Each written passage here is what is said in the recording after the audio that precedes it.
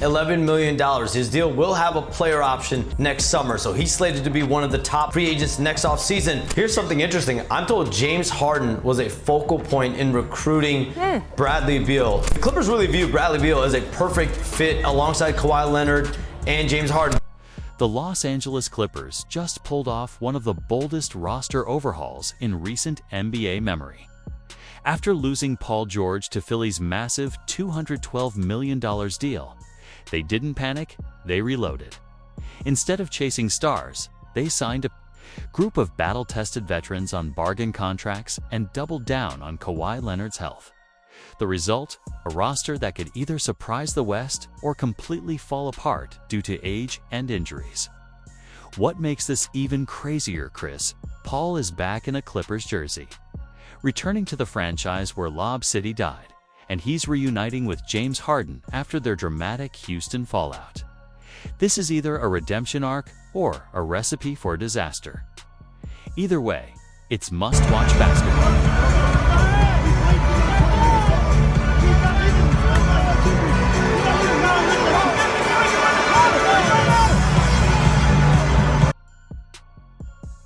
A year ago, the Clippers were being roasted for lowballing Paul George with a 2-year, $60 million offer and not even trading him before he walked. It seemed wild at the time, especially considering he and Kawhi Leonard arrived together as the franchise's crown jewels. And now, things just got even crazier. Chris Paul and James Harden, two stars with a rocky past, are suddenly teammates again. Remember, the Rockets traded CP3 for Westbrook, partly because of locker room tension with Harden. So what exactly are the Clippers trying to pull off here? Are they building a legit title contender? Or is something deeper in play? Here's what most people aren't seeing. The Clippers aren't just patching holes, they're setting up for a bigger future. Behind the scenes, this might be more about flexibility and long-term control than chasing a quick ring. And while the internet debates if CP3 and Harden can even function together again, the Clippers are quietly shifting gears. What happens next could shock everyone. Now let's break this all down. No fluff, so the just first facts. Initial deal let's was get like into 2 it. years, 60. I'm like, whoa. 2 years, 60? Hey, that's crazy, bro. That's great. That's crazy.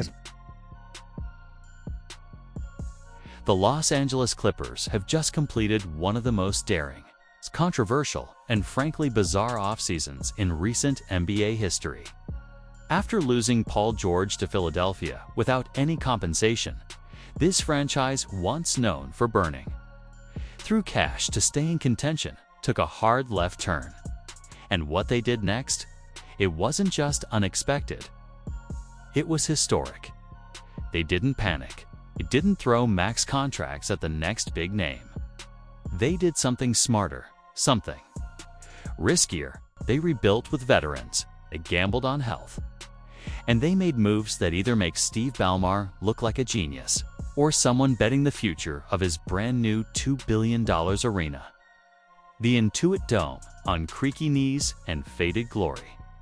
Let's rewind. Paul George walked away from the Clippers after being offered a deal that never quite matched what Kawhi Leonard got. 3 years, $150 million. The Clippers eventually raised their offer to $45 million annually, but the damage was done. George left for Philly, and fans were furious. This was supposed to be a win-now franchise, not one pinching pennies to duck the luxury tax. But with the NBA's new second apron rule threatening severe penalties for overspending teams, Ballmer drew a line in the sand. Instead of chasing stars, the Clippers pivoted hard end. What followed was a masterclass in creative roster building. Let's start with Bradley Beal.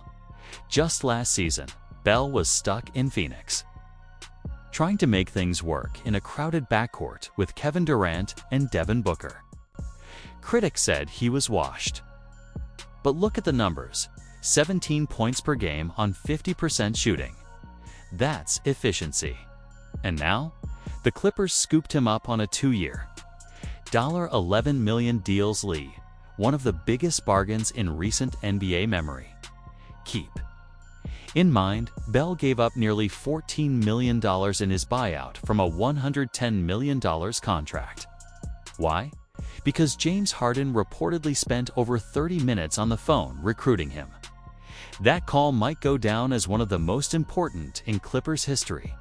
But that was just the beginning. Next, the Clippers dealt Norman Powell fresh off. A career-high 21.8 points per game to make room for John Collins. Why? Because Powell's price tag was only going to rise, and the Clippers couldn't afford to be stuck. Collins, meanwhile, gives them younger legs, athleticism, floor spacing, and most importantly, an expiring $26.5 million contract that adds flexibility. In Utah, Collins averaged 19 points and shot 40% from beyond the arc. This wasn't just a trade, it was a long-term move, disguised as a short-term upgrade. That three-team deal also created a massive trade exception for the Jazz and Central. Players like Amir Coffey and Bones Highland to Utah.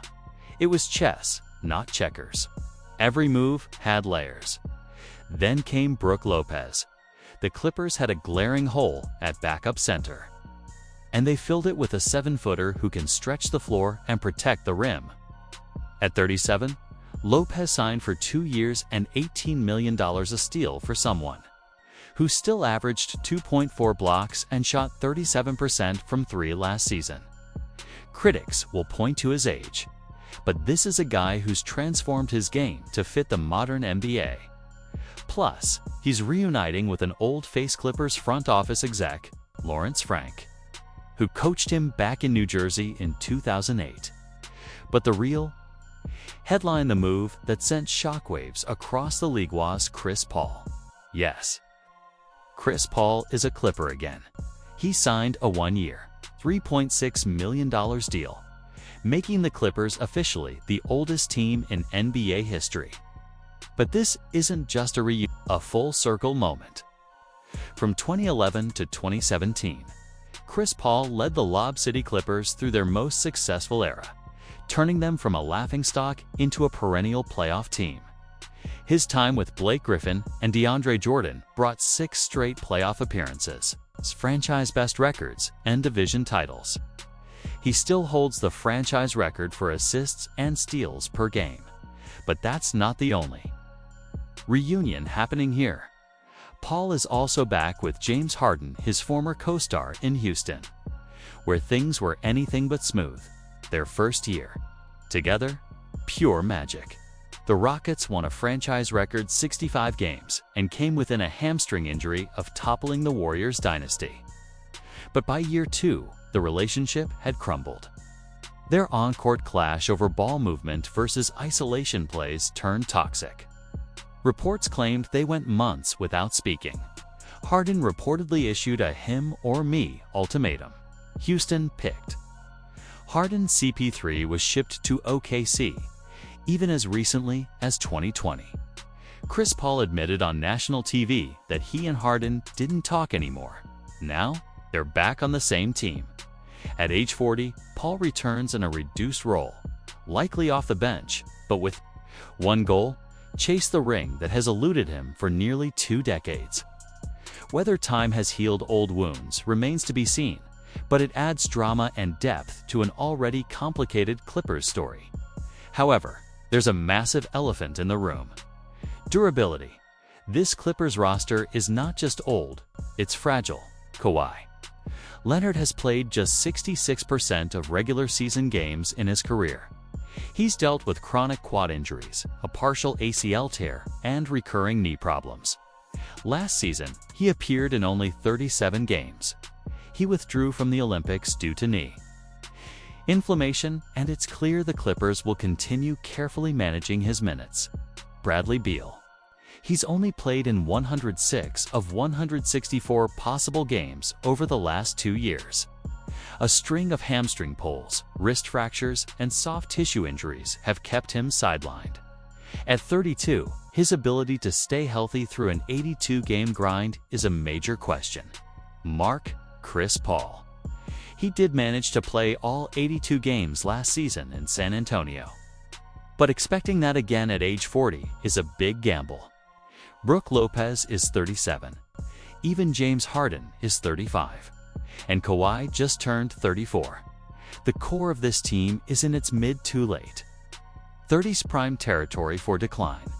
This all points to an extremely narrow championship window. If this roster stays healthy, they could make serious noise. But if even one or two key players go down, the whole thing could collapse. Their projected starting five is riddled with red flags. 3 of them have extensive injury histories. The other 2 are aging out of their primes. Depth will matter. Load management will be key. And the margin for error paper thin. Still, the Clippers' plan is clear. They didn't just want to survive losing Paul George, they wanted to flip the entire script.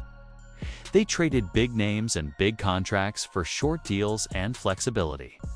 They stocked up on experienced players with something to prove. And they leaned into nostalgia, bringing back CP3 not just for basketball reasons, but to remind the fan base what this franchise once was and what it could still be too.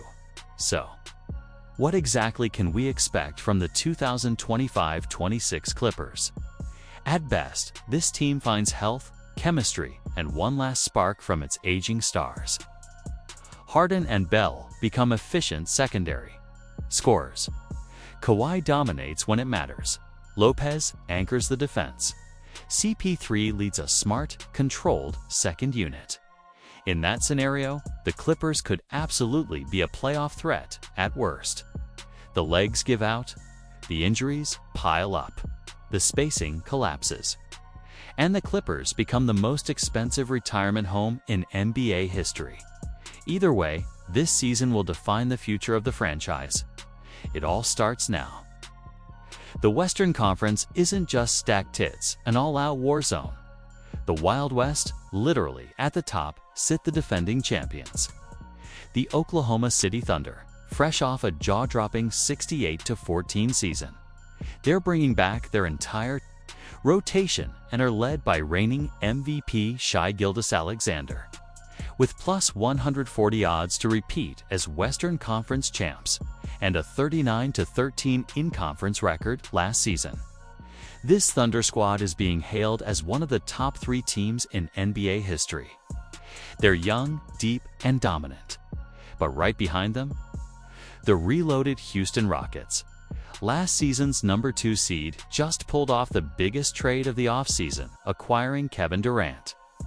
Now, in crunch time, they have a battle-tested closer. Combine that with Fred VanVleet, Alperen Sengun, rising star, Amen Thompson, and a rookie class that fills every gap they're built for now. Vegas has them at plus 450 to win the West, and many are calling them OKC's most dangerous threat.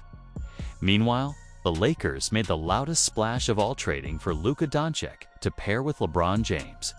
That duo gives LA elite scoring, veteran leadership, and championship aspirations again.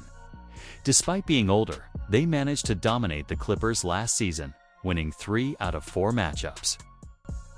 At plus 900 odds, they're in the conversation. Even with coaching chaos, the Denver Nuggets are still in the mix.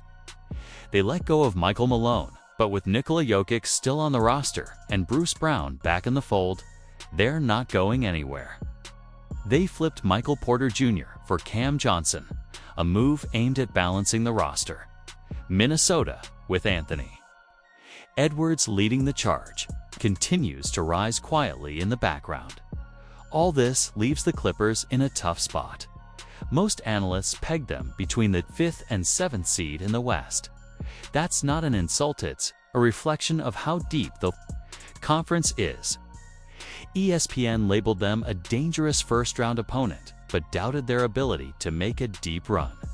Vegas agrees, giving them championship odds between plus 1,800 and plus 2,500.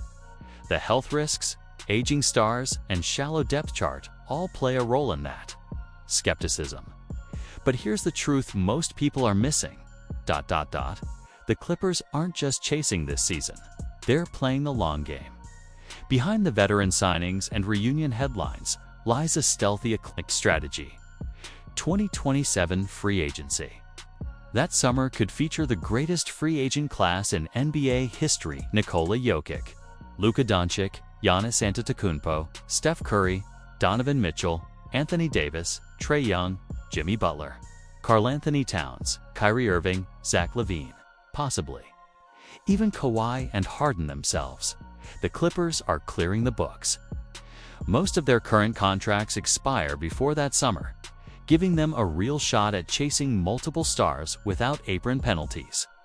It's the same cap-clearing strategy the Lakers are using, one that reportedly frustrates LeBron, who wants to win now.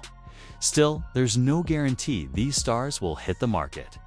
Jokic could stay loyal to Denver. Luka might sign an extension next week. Every team's banking on possibilities.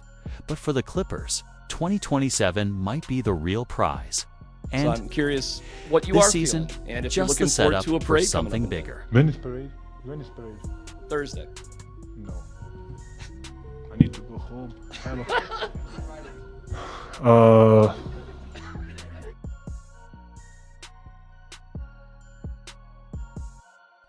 Let's be real for a second. Does Nikola Jokic strike you as someone who wants to be in a massive media market, surrounded by cameras and non-stop pressure? Probably not. And that's exactly why what the Clippers are doing is so smart. They've built a roster that can still compete today. But they've also positioned themselves to be major players in 2027 free agency. It's a rare balance, staying relevant now while preparing for a future superstar chase. And yes, nothing in the NBA is guaranteed. Just look at Luka Doncic. He led the Mavericks to the 2024 Finals, and 8 months later, he was traded to the Lakers. The league changes fast. But in the middle of all that chaos, the Clippers made quiet, calculated moves. And you have to give them credit. Impressive. Now it's your turn. What do you think of the Clippers' off-season overhaul? Did they outsmart the Lakers? Are they officially the better LA team? Drop your thoughts below this one's. Gonna spark some real debate. And trust me, we've got more heat coming. Keep watching, because what's happening around the league is just getting started. This is Airball IQ Zone, and we're just warming up.